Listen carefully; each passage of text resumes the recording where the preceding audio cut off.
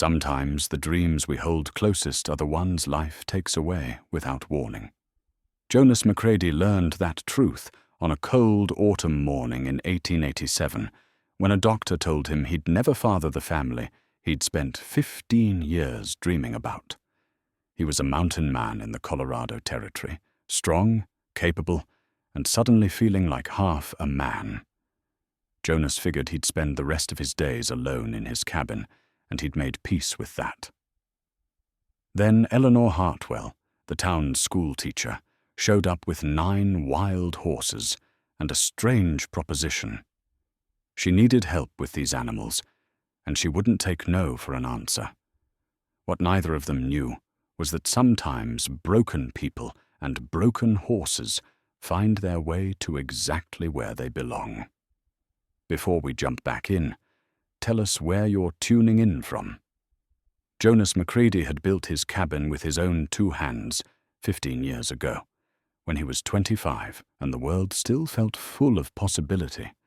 The structure sat in a small clearing halfway up the mountain, surrounded by ponderosa pines that whispered secrets in the wind.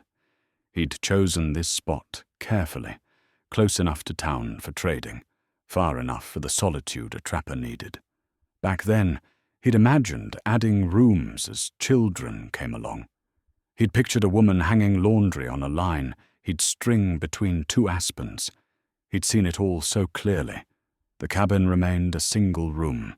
Every morning, Jonas rose before dawn, stoked the fire, and set coffee to boil in the battered pot that had crossed the plains with him from Missouri. He'd pull on his boots, worn soft from years of mountain trails, and step out into air so cold it burned his lungs clean. This was his rhythm, his life, checking trap lines in winter, hunting in fall, trading furs and venison in town when he needed supplies. He was good at it, known for it. Fair, honest, never cheated a man in his life. The town of Ridgway lay 8 miles down the mountain, a collection of weathered buildings that serviced the ranchers, miners, and scattered homesteaders of this corner of Colorado Territory. Jonas made the trip once a week, sometimes less in deep winter. He'd sell his furs at the trading post, buy flour and coffee and tobacco at the general store, exchange brief words with men who respected him but didn't really know him. That was fine. He'd never been much for talking. Martha Brennan, who ran the general store with her husband Frank, was the closest thing Jonas had to a friend in town. She was a sturdy woman in her 50s, quick to laugh and quicker to spot trouble. She'd known Jonas since he first arrived, had watched him build his reputation as a man of his word. Sometimes she'd pack extra biscuits in his supplies, wave off his protests. "You're too thin," she'd say. "A man needs more than coffee and venison." What Martha didn't know, what nobody knew except Jonas and the traveling doctor who'd passed through 3 weeks ago, was that Jonas's careful plans had crumbled to dust on a Tuesday morning in late September. The doctor had been making rounds, offering examinations for $1. Jonas had gone mostly because he'd been feeling tired, figured maybe he needed a tonic or some advice on diet. The man had been thorough, asked questions Jonas found strange and invasive. Then came the examination, the thoughtful silence, the careful words that shattered everything. "I'm sorry to tell you this, but you'll never father children. The condition is permanent, something you were likely born with. There's nothing to be done." Jonas had paid the $1, walked out into brilliant sunshine that seemed like an insult, and rode home in a fog. He'd sat on his porch for hours, watching shadows lengthen across the clearing, feeling something fundamental break inside his chest. The cradle was in the barn, hidden under a canvas tarp. He'd started carving it 7 years ago, working on it in winter evenings when the snow piled high and the nights stretched long. Cherry wood, smooth as silk under his hands. He'd shaped the rockers with patience, carved a simple pattern of pine branches along the headboard. It wasn't finished. He'd been waiting, wanting to complete it for a real child, not just a dream. Now it sat there like an accusation, like evidence of his failure. Jonas hadn't told anyone. What would he say? How do you explain that the future you'd been building in your head, piece by careful piece, was never going to happen? That every choice you'd made, the cabin, the clearing, the life of hard work and careful saving, was pointed towards something impossible. He'd stopped going to town except when absolutely necessary. Stopped making small talk with Martha. Stopped looking at families when he did venture down the mountain. Children playing in the street felt like knives in his chest. Young couples walking arm in arm made him want to break things. 3 weeks of this.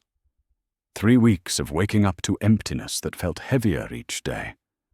He told himself he was being foolish. Plenty of men lived alone, died alone, left nothing behind but a piece of land and some tools. That was honest work, an honest life. His father back in Missouri had built a legacy. 6 children, a farm that would pass down through generations.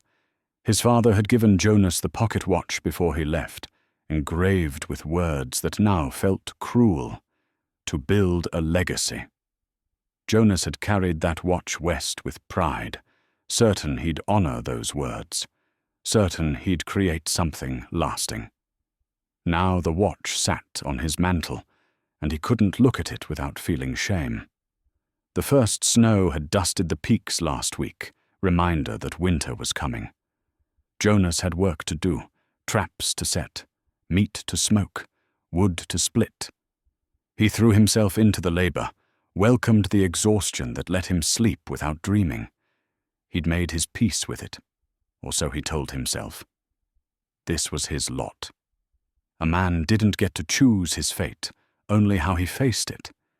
He figured he'd spend the rest of his days up here, alone but self-sufficient. He'd die eventually, and someone would find the cabin and maybe wonder briefly about the man who'd lived here. That would be the end of it. No legacy, no family, no continuation. Just a life, lived and finished, like smoke dissipating in mountain air. Jonas had accepted it. He'd accepted it completely. Then Eleanor Hartwell rode up his trail on a cool October morning, leading 9 horses and carrying a proposition that made no sense at all. He'd seen her around town, of course. Hard to miss the schoolteacher. She was a handsome woman, maybe 35, with dark hair she wore in a practical bun and eyes that seemed to notice everything. Widowed 5 years back, Martha had mentioned once. Her husband had died in a logging accident up north. She'd come to Ridgeway afterwards, taken the teaching position, kept mostly to herself. Respectable. Quiet. Not the kind of woman who rode alone up to a bachelor's cabin with a herd of horses and an expression that suggested she wouldn't take no for an answer. But that's exactly what she did. Jonas had been splitting wood when he heard the horses.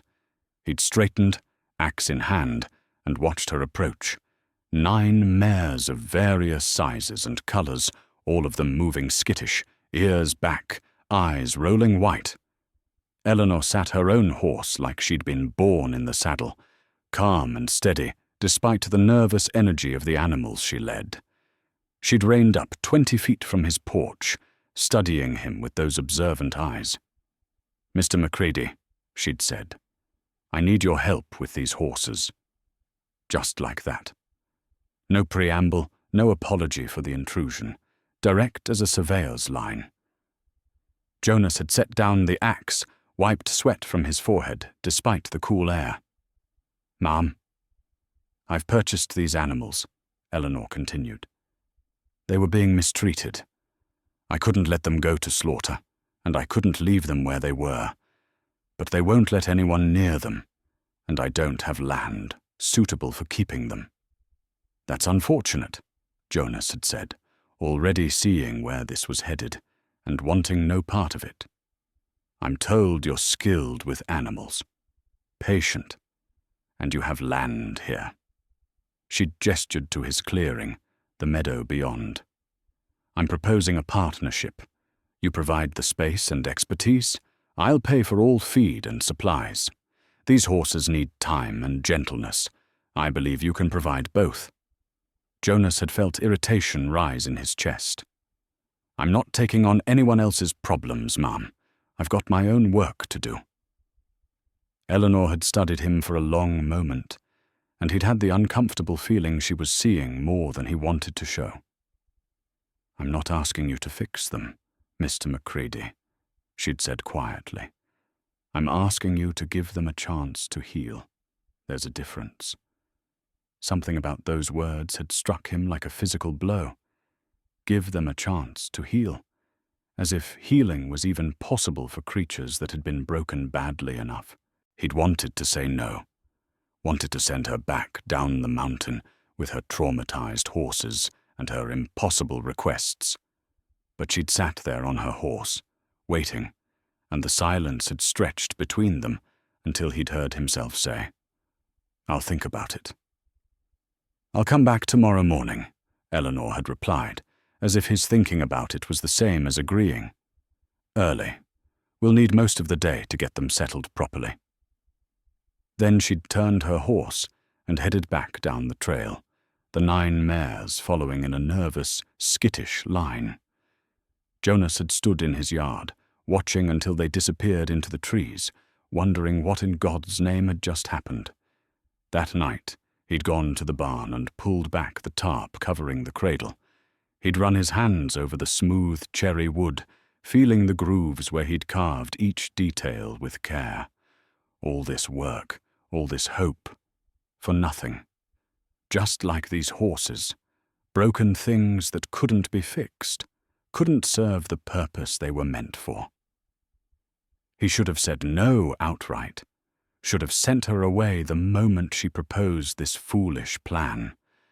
But something in her voice, when she'd said, "Give them a chance to heal," had lodged in his chest like a splinter. Something about the way she'd looked at him, like she'd known exactly what kind of broken thing she was talking to.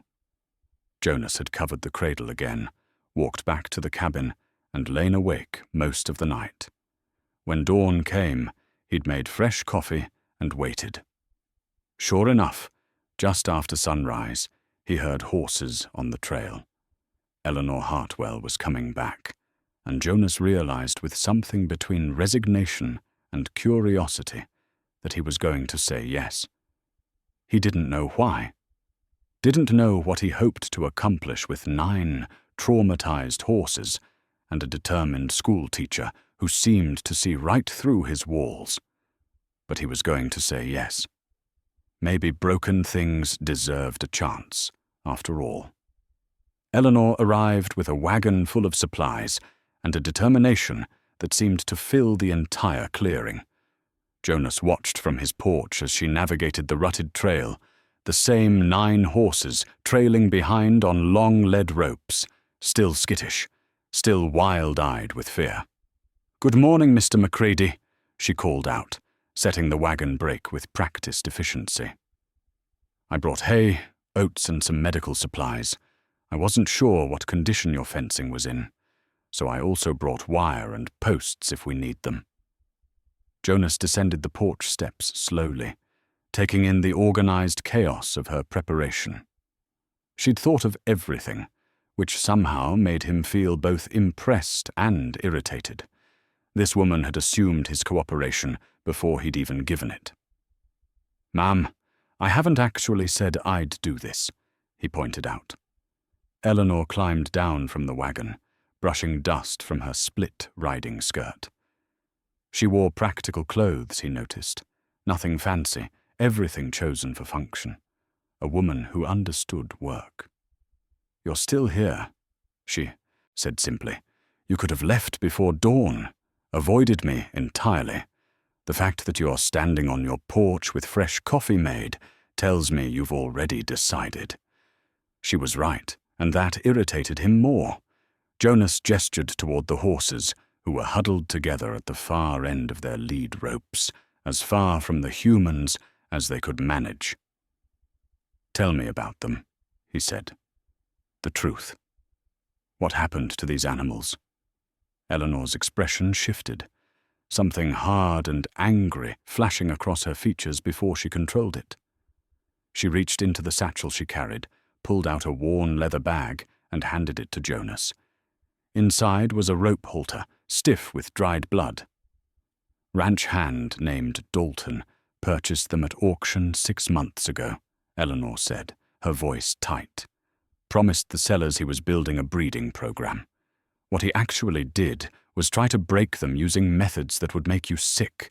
Starvation, beatings, restraints that cut into their flesh. 2 of them still have scars you'll see once we can get close enough." Jonas examined the halter, jaw clenched. He'd seen cruelty before. The mountains attracted all kinds, and not all of them good. But there was something particularly vile about a man who'd take animals meant to be magnificent and reduce them to trembling, terrified creatures. "How'd you get them away from him?" he asked. "I heard about the situation from one of my students. Her father works at the ranch. When I confronted Dalton, he laughed, said they were worthless anyway, couldn't be ridden or bred in their condition. I offered him what he'd paid at auction, plus $20. He took it." Eleanor's hands had curled into fists. "I used the money my husband had saved. We were going to buy land, raise horses together. He died before we could." Jonas looked up sharply. This wasn't just about rescuing animals. This was about finishing something left undone, about honoring a dead man's dream. "So this is personal," he said quietly. "Everything worth doing is personal, Mr. McCready." They stood in silence for a moment, the weight of their respective griefs hanging between them like morning mist. Jonas set down the bloody halter, looked at the horses, really looked at them. 9 mares, ranging from a young filly barely 2 years old to an older grey who might have been 15. Different colours, bays and chestnuts, one paint, one palomino. The grey, each one carrying trauma in her eyes. "They'll need space," he said, his voice rough. "Can't crowd them, can't rush them. Might take months before they trust enough to touch." "I have time," Eleanor replied. "I teach Monday through Friday, but I can be here every evening and all day, Saturday and Sunday. Town's going to talk. You coming up here that often?" "Let them talk." Jonas studied her face, saw the steel beneath the proper schoolteacher exterior. This was a woman who'd made up her mind. Consequences be damned. He recognized that determination because he'd felt it himself once, before the doctor's words had drained all purpose from his bones. "All right," he heard himself say. "We'll try. But I'm telling you now, some of these horses might never fully recover. Some trauma runs too deep."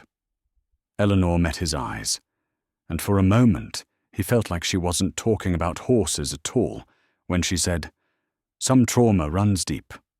But that doesn't mean healing is impossible. Just means it takes longer, requires more patience." They spent the next several hours setting up a temporary corral, using Jonas's existing fence line and the additional posts Eleanor had brought. She worked alongside him without complaint, digging post holes, stringing wire, her hands developing blisters she didn't mention. Jonas found himself grudgingly impressed. Most women of his acquaintance, not that he had many, would have supervised from a distance. Eleanor got her hands dirty. When the corral was ready, they faced the challenge of moving the horses into it. Jonas approached slowly, hands visible, voice low and steady.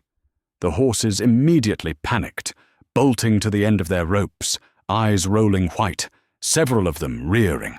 One mare, a young bay, pulled so hard she flipped herself backwards, landing with a thud that made Eleanor gasp. Jonas froze, waiting. The bay struggled to her feet, uninjured but terrified. The message was clear. These animals expected pain from human contact. Every instinct they had screamed danger. "We're going to need a different approach," Jonas said quietly. "Eleanor, step back to the wagon. Let me try alone." Eleanor hesitated, then complied. Jonas waited until she was 30 feet away, then slowly, carefully, began unhitching the lead ropes from the wagon. Instead of pulling or guiding, he simply dropped each rope on the ground and stepped away. The horses, feeling the sudden freedom, didn't bolt. They stood confused, uncertain. Jonas backed up until he was at the open corral gate, then sat down in the dirt. He sat there for an hour, not moving, barely breathing. Eleanor watched from the wagon, silent and still. The sun climbed higher. A hawk circled overhead. The horses gradually stopped trembling, started grazing on the sparse grass near the wagon. One of them, the older grey mare, lifted her head and looked at Jonas. Really looked, not just a panicked glance, but an assessment. Her ears swiveled forward slightly. Jonas didn't react, didn't move, just sat. The grey mare took one step toward him. Then another. She stopped 20 feet away, head high, ready to flee. But she was curious now, not just terrified. Jonas spoke, his voice barely above a whisper. "That's all right, girl. You take your time. Nobody's going to hurt you here." The mare's ears flicked at the sound. She didn't run. Slowly, moving like he was underwater, Jonas stood and walked backward into the corral. He left the gate wide open. Then he sat down again, this time inside the fence. Another hour passed. The sun was well past noon when the grey mare, still trailing her lead rope, walked cautiously through the open gate. She didn't approach Jonas, just entered the space and stood there, tense, but holding her ground. One by one, over the next 2 hours, the other horses followed. They were herd animals, and where the grey led, they eventually came. By mid-afternoon, all 9 horses were inside the corral. Jonas stood carefully, walked to the gate, and closed it. He turned to find Eleanor standing nearby, tears streaming down her face. "What's wrong?" he asked, concerned. "Nothing's wrong," she said, wiping her eyes. "That was the most beautiful thing I've ever seen. 4 men tried to move those horses last week. It took them 6 hours and 3 of the horses injured themselves trying to escape. You did it in 3 hours without touching them once." Jonas felt heat rise in his face, uncomfortable with the praise. "They're smart animals. Just needed to be given a choice instead of being forced." "Not just smart," Eleanor said. "Survivors. Like recognizers, I think." There was that feeling again, like she was seeing through him to something he didn't want exposed. Jonas turned away, focused on the horses. They were clustered together at the far end of the corral, still wary, but no longer in full panic. "That grey mare," he said. "She's the leader. We win her trust. The others will follow." "What should we call her?" Eleanor asked. Jonas studied the mare's intelligent eyes, the way she positioned herself between him and the younger horses. Protective, cautious, wise. "Sage," he said. "We'll call her Sage." Eleanor smiled, the first genuine smile he'd seen from her. It transformed her face, made her look younger, less burdened. "Sage. I like that." They stood together, watching the horses settle. The young bay who'd fallen was grazing now. The immediate terror faded. The paint mare was drinking from the water trough Jonas had filled earlier. Small victories, but victories nonetheless. "I should head back to town before dark," Eleanor said eventually. "But I'll return tomorrow after school, around 4 o'clock, if that suits you." "I'll be here." Eleanor gathered her satchel, prepared to climb back into the wagon. Then she paused, turned back to him. Mr. McCready, may I ask you something personal? Jonas tensed. Depends on the question. Why did you say yes to this? You clearly didn't want the trouble, and you don't know me from Eve. Why help? Jonas looked at the horses, at Sage watching him with those careful, assessing eyes. Why had he said yes? Because Eleanor had asked? Because the horses needed help? Or because somewhere in the wreckage of his shattered plans, he needed to believe that broken things could be made whole again? Maybe I needed the distraction, he said finally, which was true, but not the whole truth. Eleanor studied him for a long moment. I don't think that's it. But I won't push. Thank you, Mr. McCready, for giving them a chance. She climbed into the wagon and headed down the trail. Jonas watched until she disappeared into the trees, then turned back to the corral. Sage was still watching him. In the fading afternoon light, her grey coat looked silver, almost luminous. She was beautiful in the way wild things are beautiful. Powerful, free, unbroken despite everything she'd endured. Jonas thought about the cradle in the barn, about the pocket watch on his mantle, about 15 years of careful planning that had led to nothing. Then he thought about Eleanor's words. Some trauma runs deep, but that doesn't mean healing is impossible.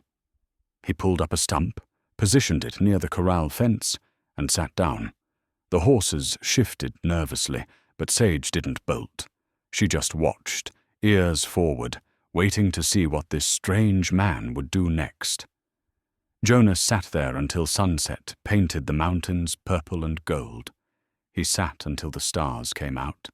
He sat until his body ached, and the cold made him stiff, and Sage watched him the whole time, learning that sometimes humans could be still and quiet and patient. Learning, perhaps, that not all hands brought pain. When Jonas finally stood and walked to the cabin, leaving the horses to their first night of safety, he felt something shift in his chest. Not hope, exactly. That felt too dangerous. But maybe the smallest crack in the wall of resignation he'd built around his heart. Maybe Eleanor was right. Maybe healing wasn't impossible, just difficult and slow and requiring more patience than most people possessed. Jonas had nothing but time and patience now. His original plans were ashes. But here were 9 horses who needed exactly what he could offer. It wasn't what he'd wanted. It wasn't the legacy his father had envisioned. But it was something. And something, Jonas was beginning to think, might be enough.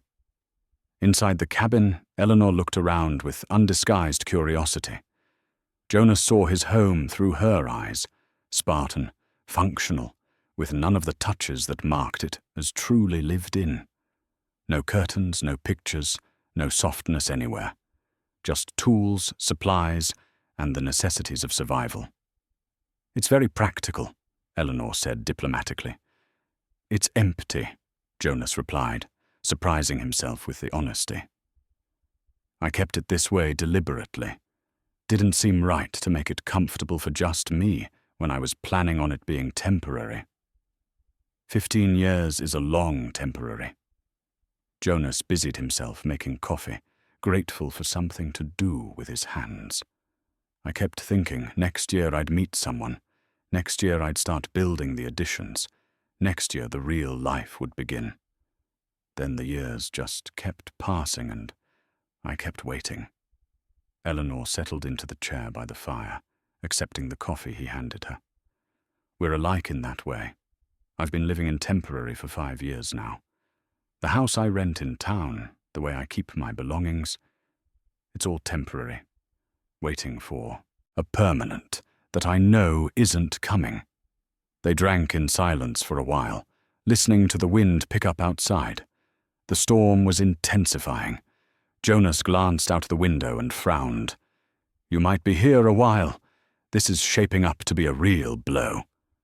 I should try to make it back before dark, Eleanor said. though she didn't sound convinced.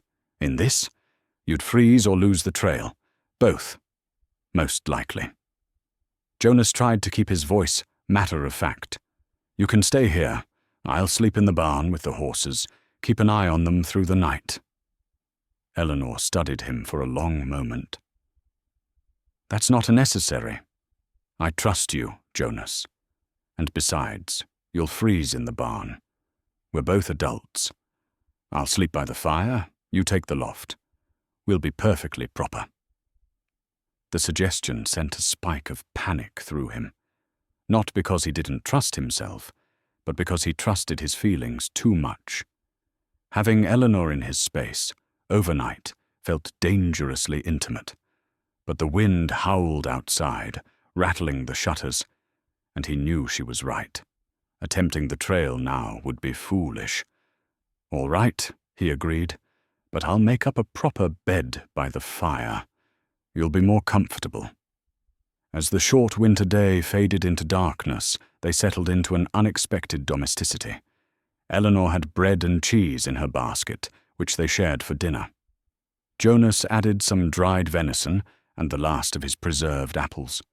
It was the best meal he'd had in months, not because of the food itself, but because of the company. Tell me about your family, Eleanor said. Your father, the pocket watch. There's a story there. Jonas retrieved the watch from the mantel, turned it over in his hands. The engraving caught the firelight. To build a legacy. My father was a good man. Stern, had high expectations, but fair. He built a farm from nothing in Missouri, raised 6 children, saw them all settled. I'm the youngest. By the time I was old enough to help with the farm, my brothers had it well in hand. Father told me I should go west, build something of my own, create a legacy the way he had. Jonas's thumb traced the engraving. He gave me this the day I left. I've carried it every day since, reminder of what I was supposed to accomplish.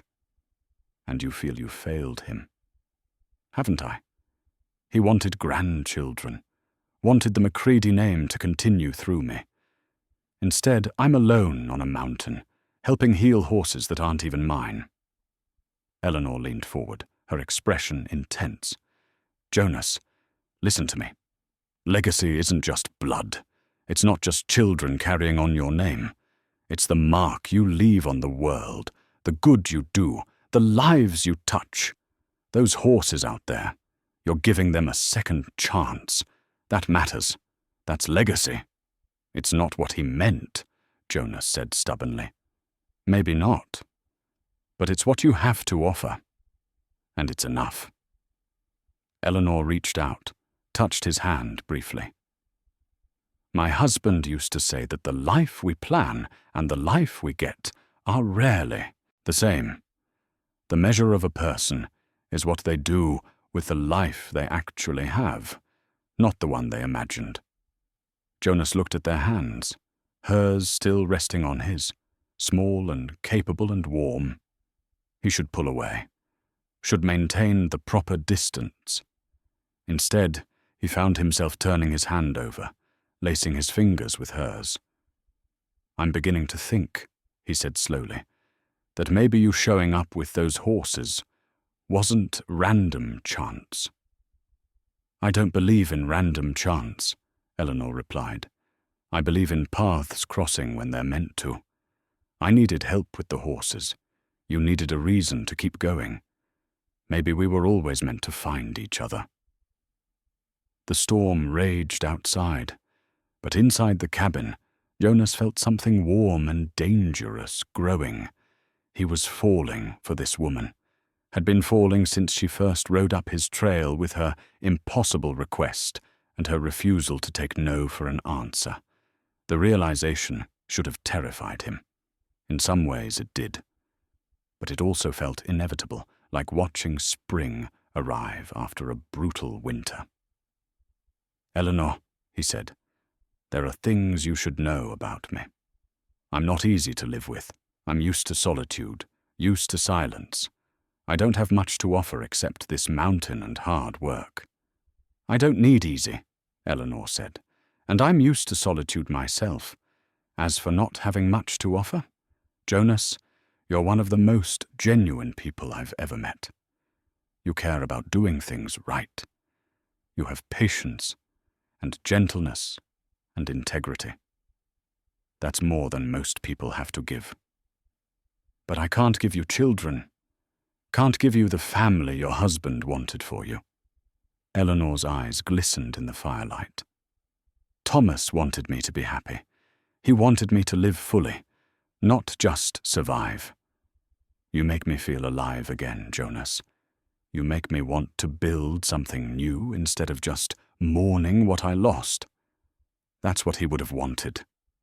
They sat together as the fire burned low, hands still entwined, neither quite ready to break the connection. Outside, the storm buried the mountain in snow. Inside, two broken people were discovering that their shattered pieces might fit together in unexpected ways. Finally, reluctantly, Eleanor withdrew her hand. "I should let you sleep. Morning will come early, and the horses will need tending regardless of the weather." Jonas built up the fire, arranged blankets for her, then climbed to the loft. He lay in the darkness, listening to Eleanor's breathing, acutely aware of her presence below. Sleep was a long time coming. When he finally drifted off, he dreamed not of the family he'd never have, but of the life that might be possible with this remarkable woman who'd appeared when he needed her most. The storm blew itself out by morning. They worked together in comfortable silence, digging out the horses, checking for frostbite and injury.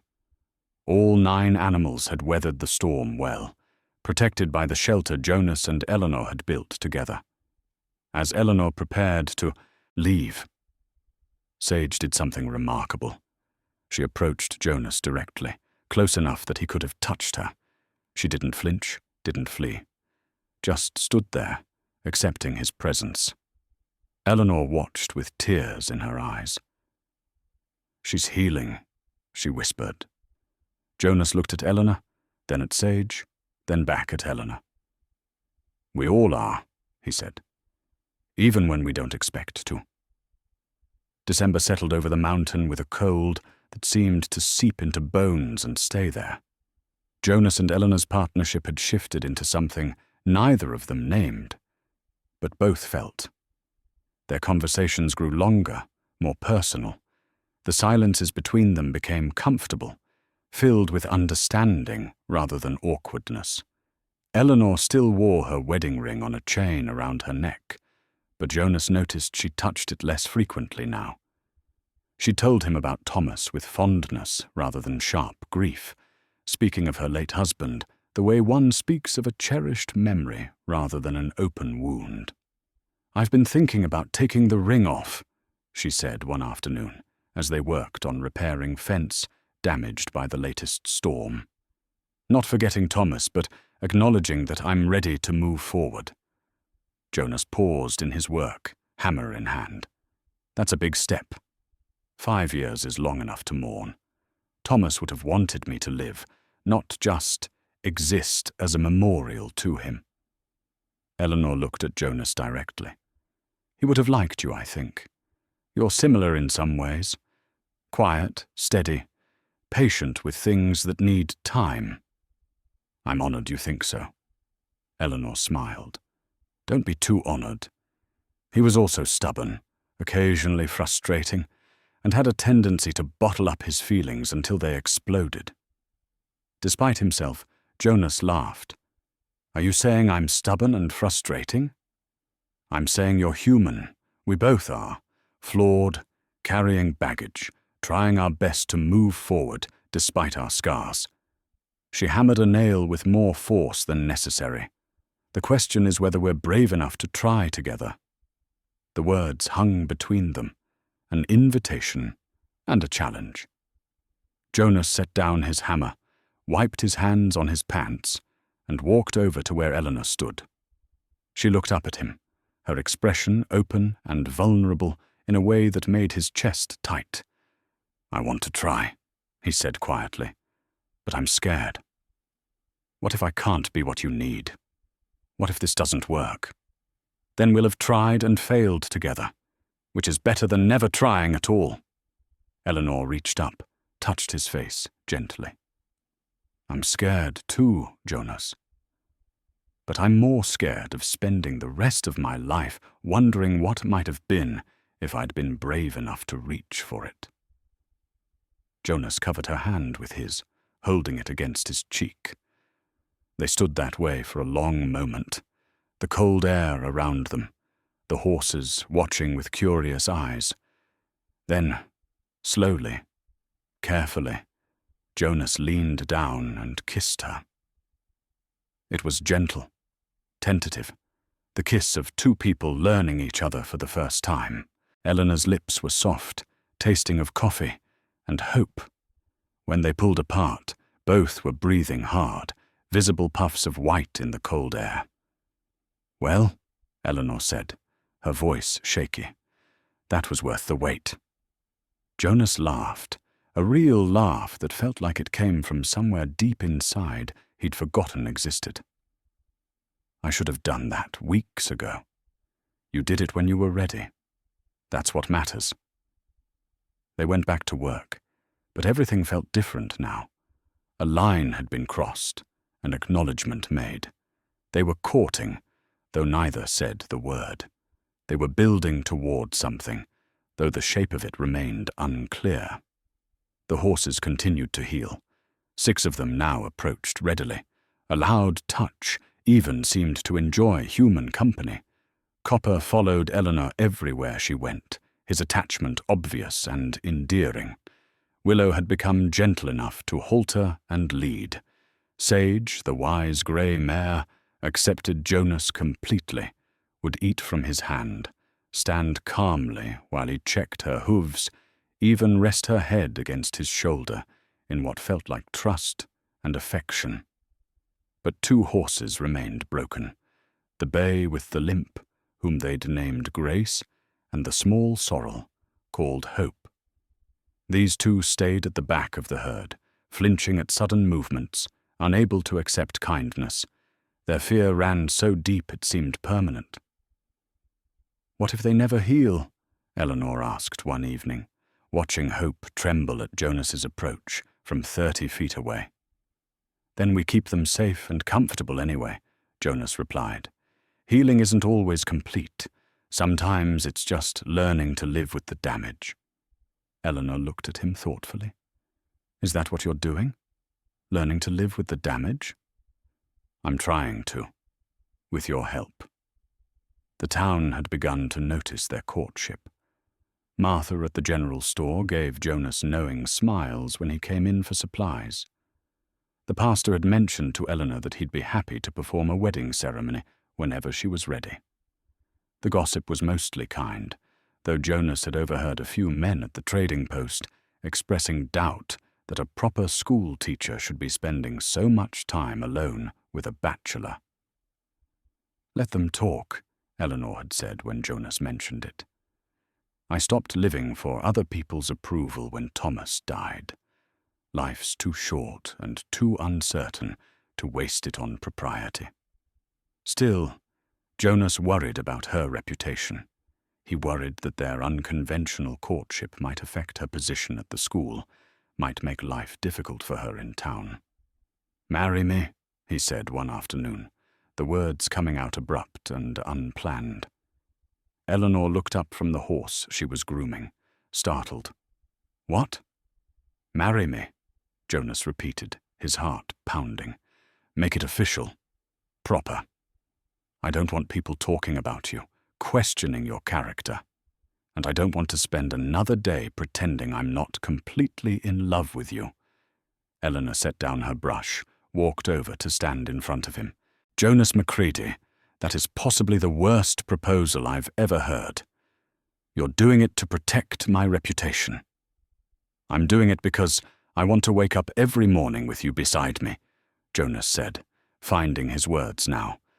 "I'm doing it because you've given me a reason to hope again, to believe my life isn't over just because it didn't go according to plan."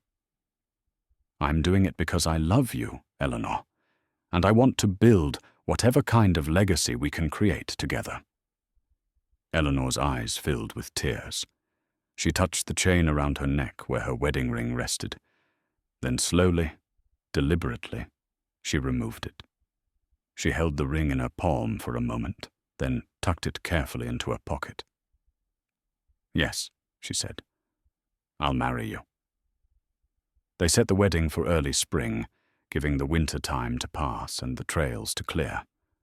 Eleanor continued teaching, Jonas continued working his trap lines, and together they cared for the horses through the long Colorado winter.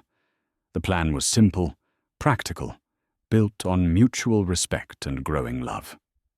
Then, on a grey morning in late January, Eleanor arrived with something in her hand that changed everything. Jonas saw immediately that something was different. Eleanor's face was flushed, her eyes bright with an emotion he couldn't quite read. She dismounted quickly, almost stumbling in her haste. "What's wrong?" Jonas asked, alarmed. "Nothing's wrong. At least I don't think so." Eleanor pulled an envelope from her coat. "I found this last night. It was in a box of Thomas's things I'd been avoiding going through.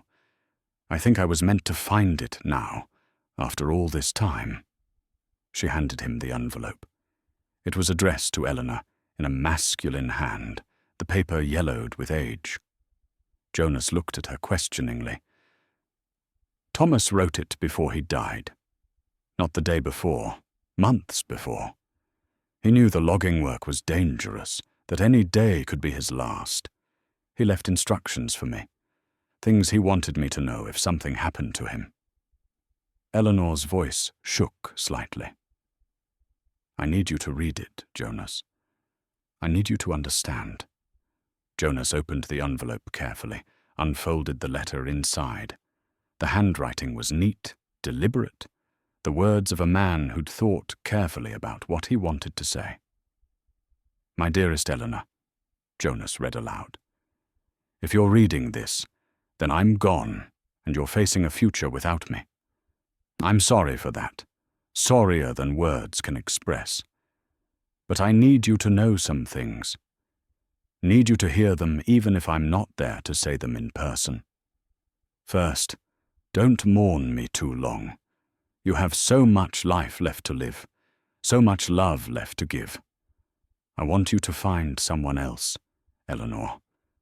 I want you to be happy, to build the life we dreamed of, even if I'm not there to build it with you.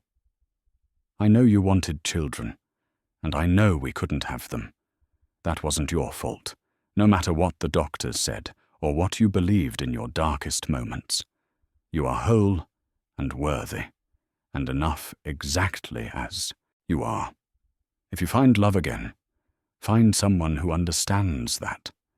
Find someone who values you for you, not for what you can or cannot give them. Second, about the horses. You know I always dreamed of raising them, of having land where we could give broken animals a second chance. If I don't make it, I want you to do that anyway.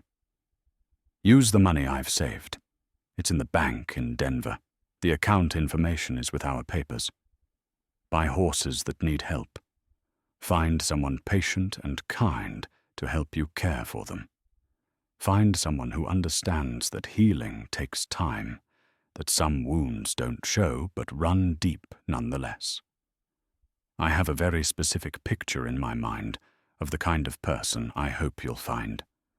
Someone patient, with gentle hands, someone who knows how to be still, how to wait, how to let healing happen at its own pace. Someone who's been hurt themselves and knows that trauma doesn't make a creature worthless, just more in need of understanding. I'm describing someone who can heal horses, Eleanor, but I'm also describing someone who can heal you, who can let you heal them in return. When you find this person, and I believe you will, don't hesitate. Don't let fear or grief or misplaced loyalty to my memory stop you from reaching for happiness. I'm giving you permission, Eleanor. I'm asking you, as my last request, to live fully and love completely. You are the best thing that ever happened to me. The years we had together were the finest of my life. But they were just the beginning of your story, not the end. Write the rest of it beautifully, my darling. Write it with joy and courage and hope. All my love, always, Thomas. Jonas finished reading and stood in silence, the letter trembling in his hands. He looked at Eleanor, saw tears streaming down her face, saw something else too, a kind of peace, a settling of something long unsettled. He described you, Eleanor said softly. Months before I even knew you existed, Thomas described exactly who you are. Patient, gentle hands, someone who knows how to wait, someone who's been hurt and understands healing. He was describing you, Jonas. Jonas felt his throat tighten. Eleanor, I don't know what to... I need you to understand something, Eleanor interrupted. When I came to you with those horses, I wasn't being entirely honest about my reasons. I'd heard about you, yes. Observed you, yes. But it was more than that. I'd read this letter 6 months before I found those horses. I'd known what Thomas wanted, known he was giving me permission to move forward. And when I saw those 9 horses suffering, when I knew they needed exactly the kind of person Thomas had described, I thought of you. Jonas felt something cold settle in his stomach. So this was planned. You came to me with a plan, not just a request for help. Not planned, exactly. More like I recognized an opportunity when it presented itself. Eleanor stepped closer. Those horses genuinely needed help, Jonas. That part was real. But I'd also been working up the courage for months to approach you, to see if you might be the person Thomas hoped I'd find. The horses gave me an excuse. An excuse. Jonas heard the flatness in his own voice. A reason that wasn't terrifying, Eleanor corrected. I couldn't just ride up here and say, my late husband told me to find love again, and I think you might be that person. But I could ask for help with horses. I could start a partnership that might become something more if we both wanted it to. Jonas turned away, his mind reeling. The past months replayed in a different light. Every moment, every conversation, every step toward intimacy. Had it all been orchestrated? Had Eleanor been following some script her dead husband had written? Jonas, please, Eleanor said, her voice breaking. I know this sounds calculated, but it wasn't like that. Yes, I came to you with hope that something might develop. But everything after that first day was real. The way I feel about you is real. The love I have for you is real. Thomas gave me permission to look for happiness, but he didn't create the happiness itself. You did that. We did that together. You should have told me, Jonas said, still not turning around.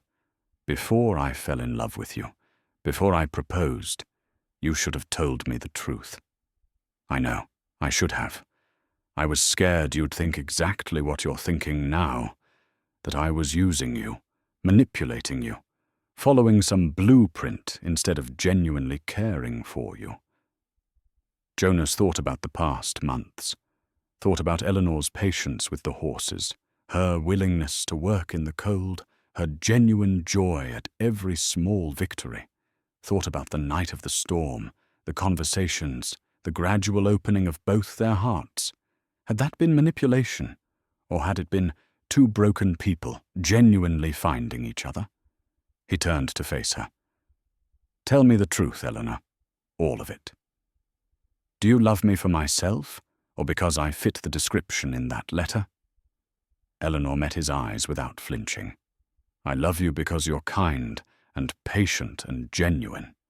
I love you because you make me laugh, because you listen when I talk, because you understand grief without trying to fix it.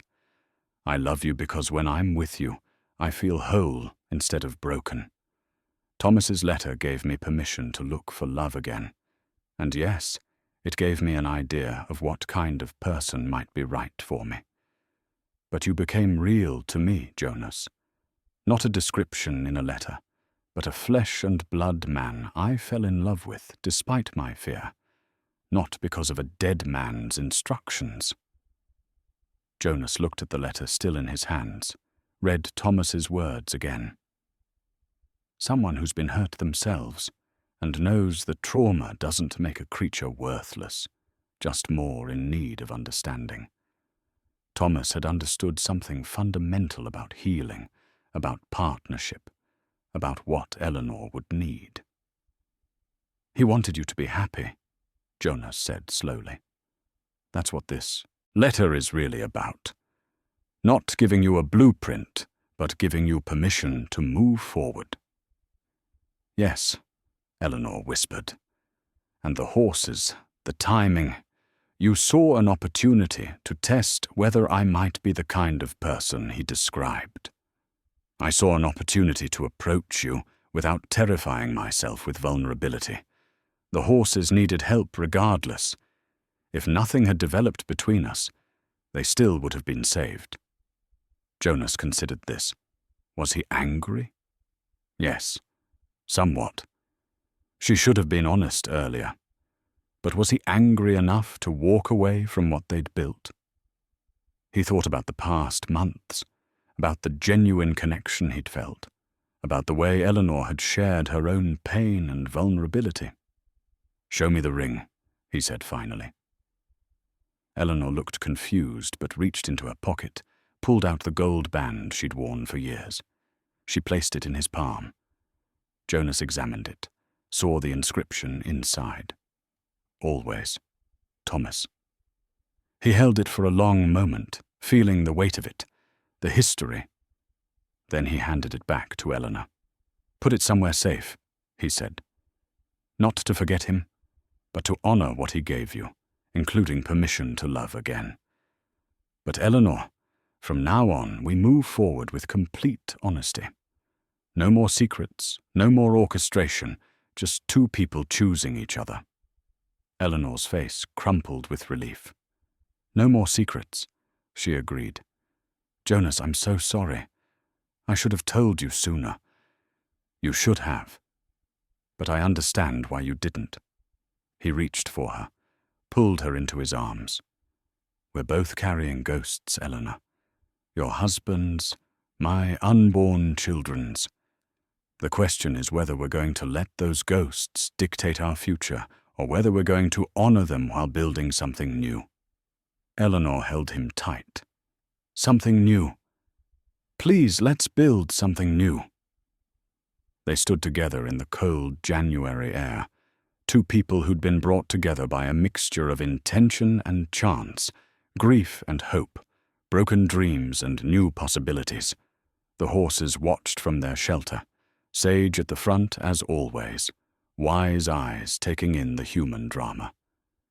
Later, Eleanor told him more, about finding the letter and weeping for hours, about the relief of knowing Thomas had wanted this for her, about her fear that Jonas would feel manipulated or used, about her genuine bone-deep love for the man who'd become far more than a description in a letter. And Jonas told her about his anger, his hurt, his fear that he'd been part of someone else's plan rather than part of a mutual choosing, but also about his understanding, his recognition that they'd both been trying to navigate impossible grief toward possible joy. "We're messy," Eleanor said that evening. "Both of us, carrying all our baggage and scars." "We're human," Jonas corrected. "And we're trying. That's enough." The wedding was still set for spring, but now it would be built on complete truth rather than partial disclosure. It would be harder, more vulnerable, scarier.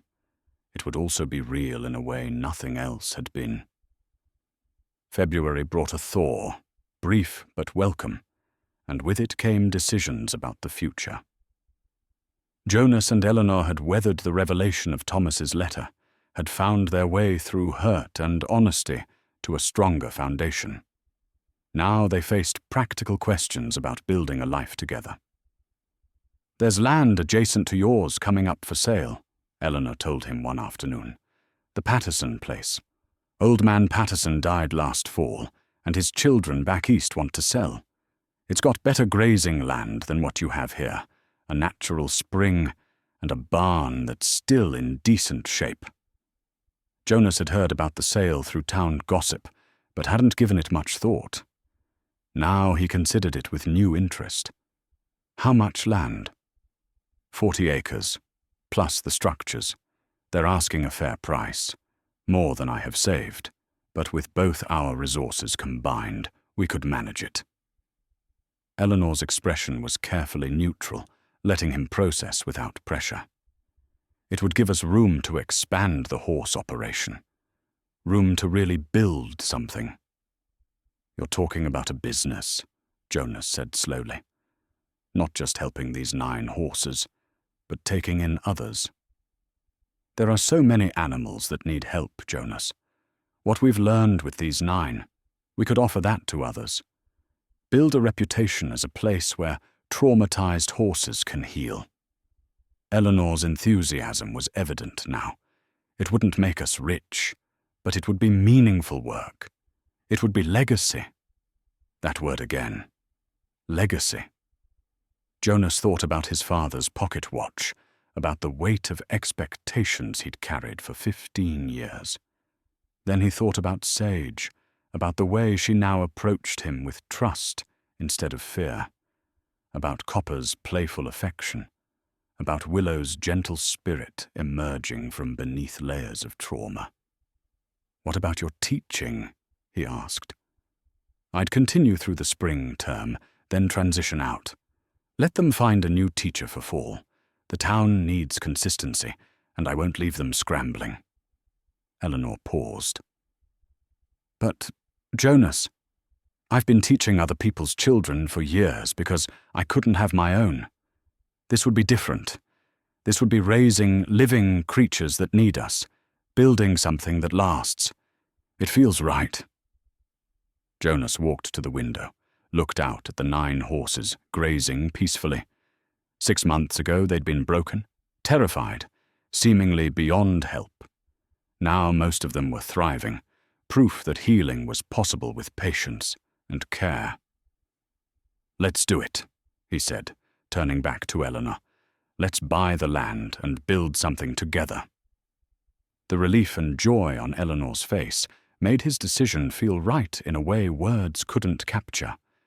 They spent the evening planning, sketching rough layouts, discussing how to integrate the Patterson land with Jonas's existing property. For the first time since the doctor's diagnosis, Jonas felt genuine excitement about the future. They pooled their savings and made the purchase in early March. The Patterson children were happy to sell to someone local who'd care for the land. The transaction was simple, processed through the bank in Ridgeway, and suddenly Jonas and Eleanor owned 60 acres together, a partnership made official through shared property before the marriage itself had been formalized. "This is a big commitment," Martha said when she heard the news. She'd pulled Eleanor aside at the general store, her expression concerned but kind. "Buying land together before you're even wed. What if things don't work out?" "Then we'll have tried and failed together," Eleanor replied, echoing words she'd said to Jonas months before. "But Martha, I've never been more certain of anything. Jonas is a good man. This is the right path." Martha's face softened. "He is a good man. And you've been alone long enough, both of you. I'm happy for you, Eleanor. Truly." The town's blessing mattered more than Jonas had expected. When Pastor Reynolds offered to perform the ceremony at the church, with a proper reception to follow, Jonas accepted gratefully. They set the date for April 15th, giving them time to prepare but not so long that winter could trap them again. We should invite the whole town, Eleanor suggested. Make it a real celebration. These people have supported us both, accepted our unconventional courtship. We should share this joy with them. Jonas agreed, though the thought of being the center of attention made him uncomfortable. Still, if it made Eleanor happy, he'd endure anything. As the wedding approached, they turned their attention to the horses and the future of their operation.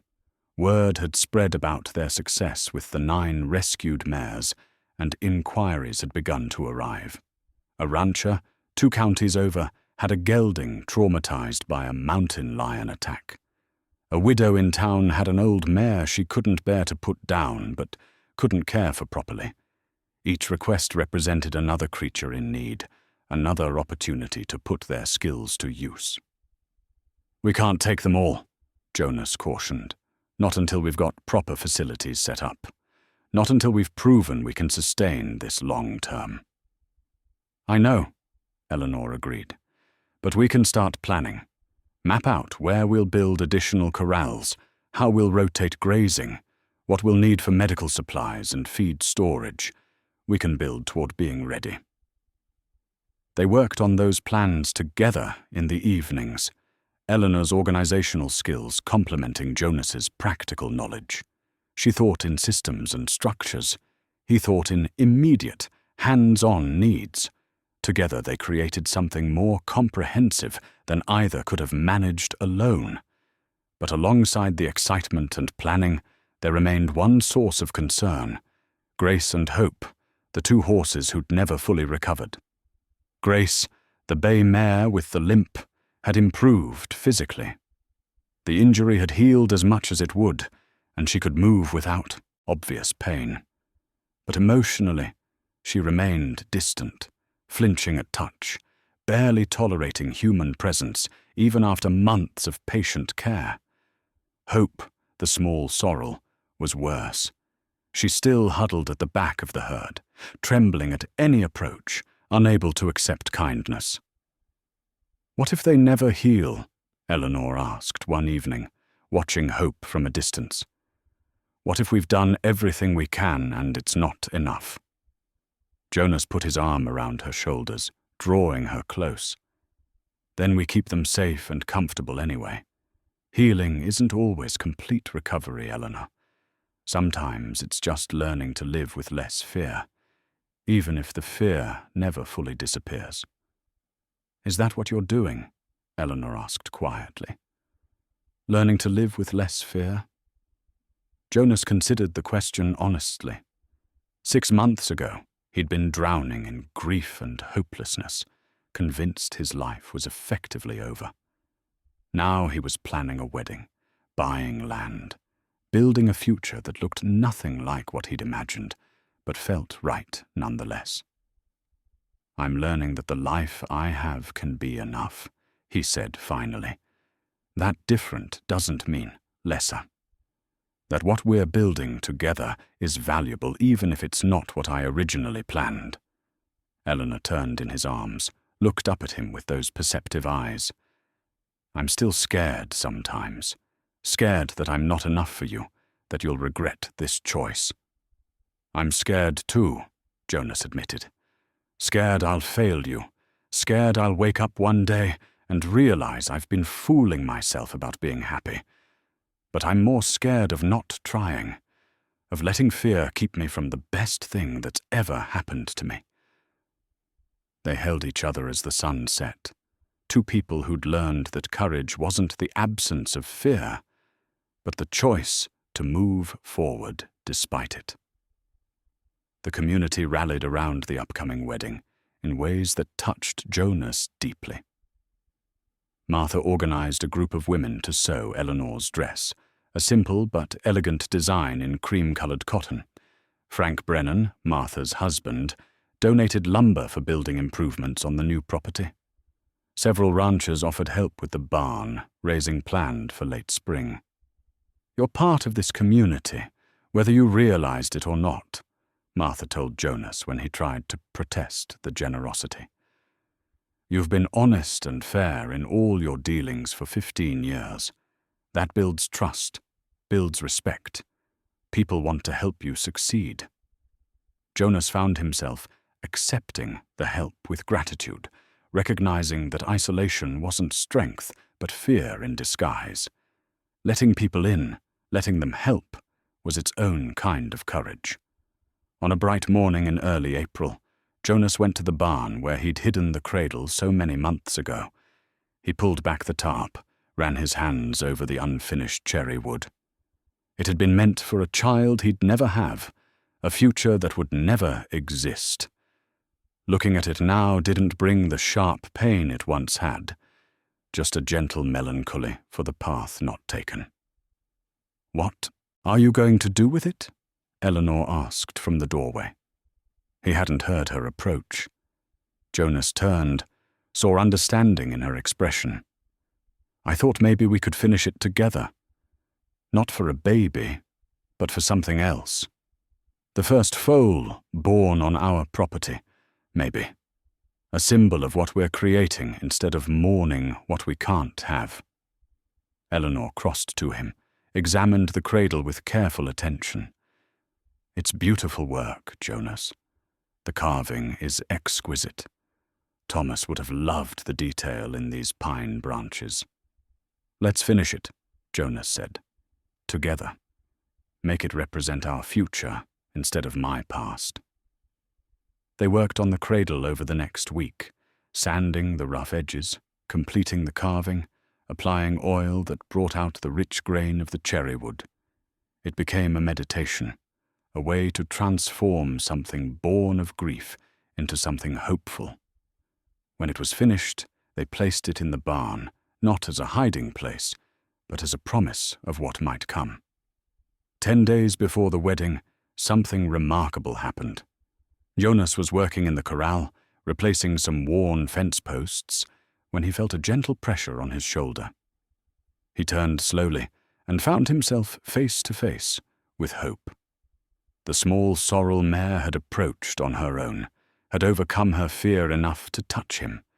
Her eyes were still wary, still haunted by whatever she'd endured. But she was trying. She was choosing trust despite every instinct screaming danger. Jonas remained perfectly still, hardly breathing. Hope stood there for perhaps 30 seconds, her soft nose against his shoulder. Then she retreated, returning to the safety of the herd. But she'd done it. She'd made contact. Eleanor, who'd witnessed the moment from outside the corral, had tears streaming down her face. "She's healing," she whispered. "Even her, the one we thought might never recover." Jonas climbed out of the corral, pulled Eleanor into his arms.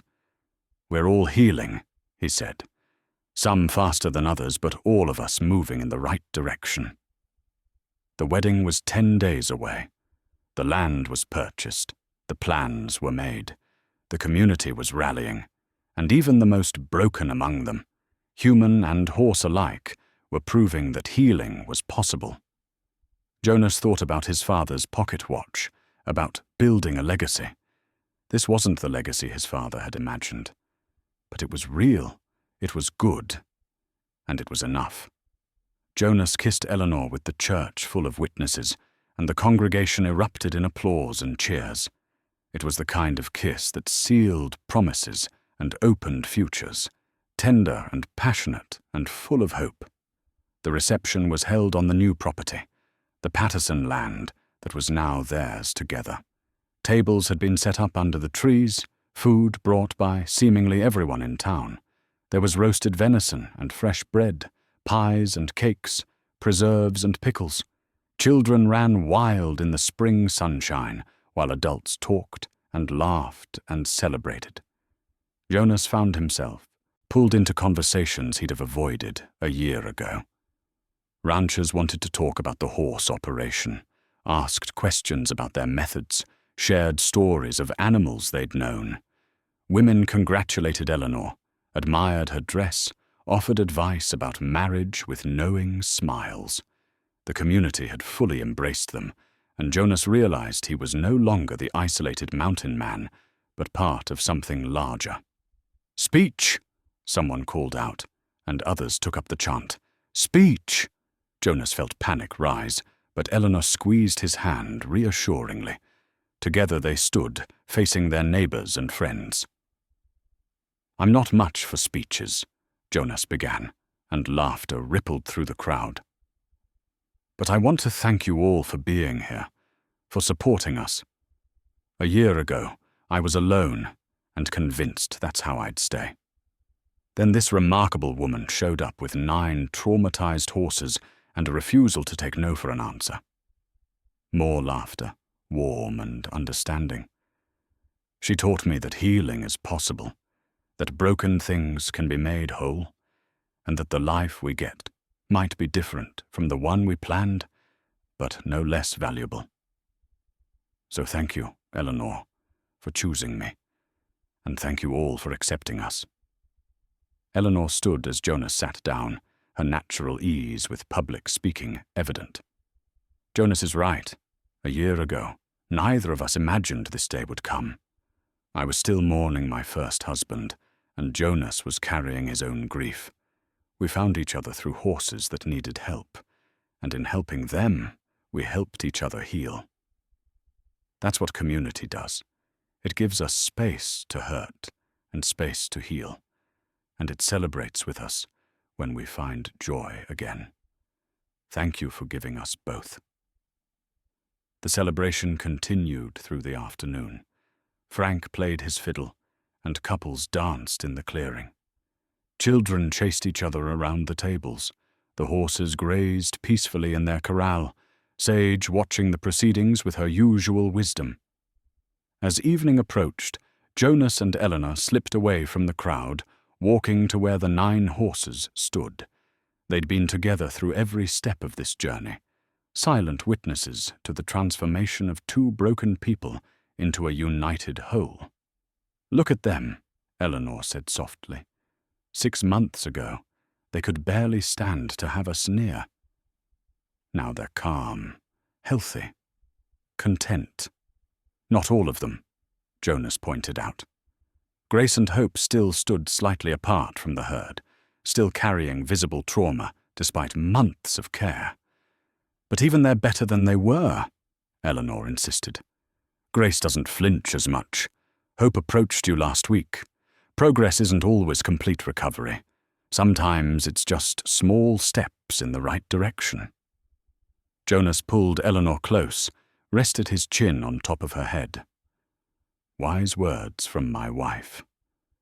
"Your wife," Eleanor repeated, testing the words. "I like the sound of that." They stood together as the sun set, painting the mountains in shades of purple and gold. Behind them, the sounds of celebration continued, laughter and music and the joy of community. Before them, the horses grazed in peace, evidence of what patience and love could accomplish. "I have something for you," Eleanor said, pulling back slightly.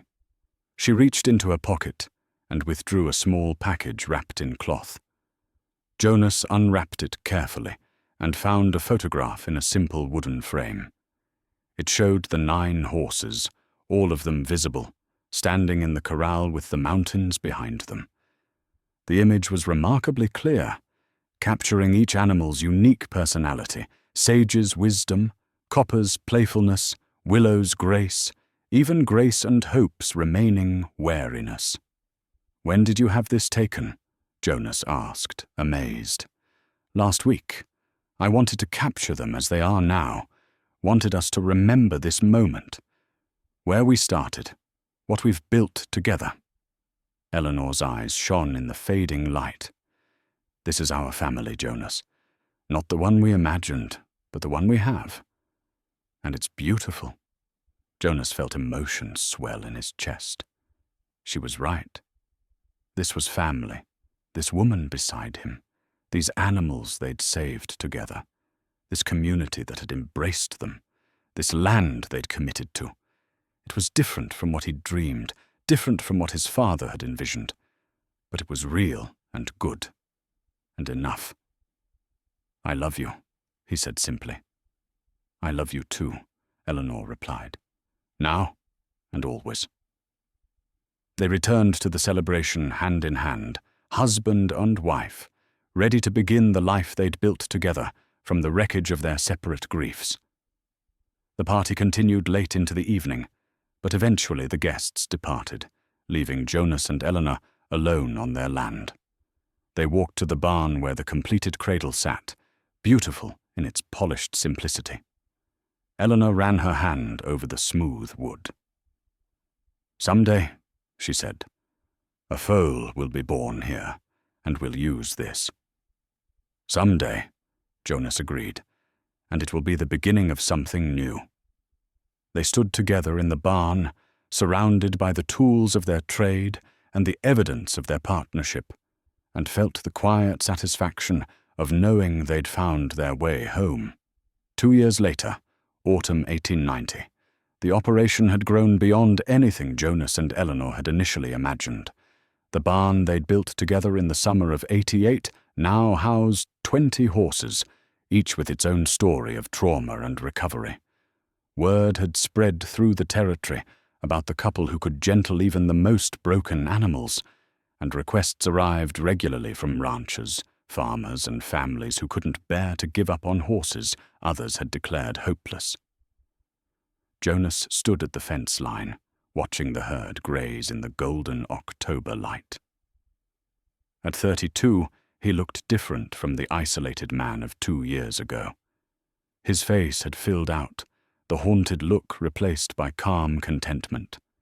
Eleanor's cooking and companionship had softened his edges, made him more approachable, more human.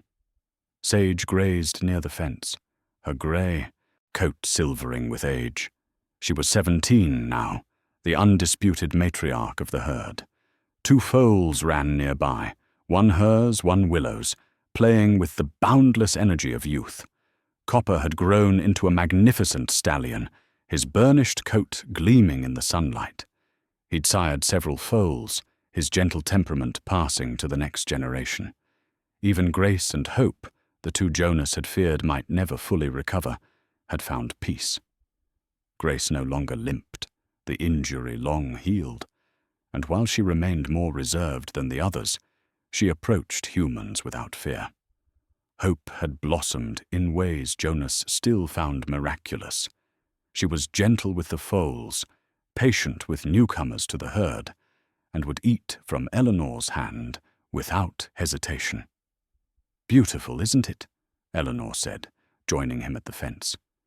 She carried a basket of apples, treats for the horses they'd hand-raised from traumatized to thriving. "Never gets old," Jonas replied, putting his arm around her waist. "Every time I think I'm used to seeing them like this, healthy and content, it hits me again how far they've come." Eleanor leaned into him comfortably.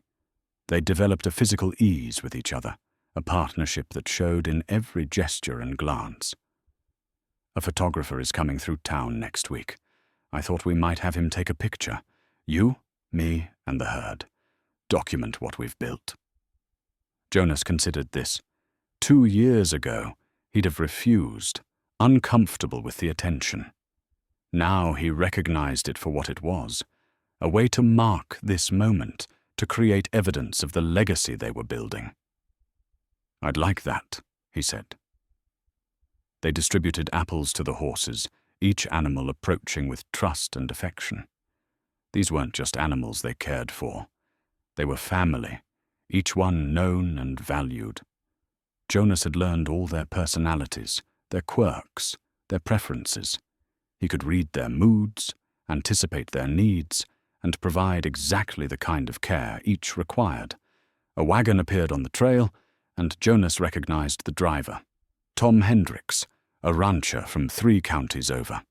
The man had contacted them a month ago about a mare that had been caught in a barn fire. She'd survived but was now terrified of enclosed spaces, barely eating, wasting away despite his best efforts.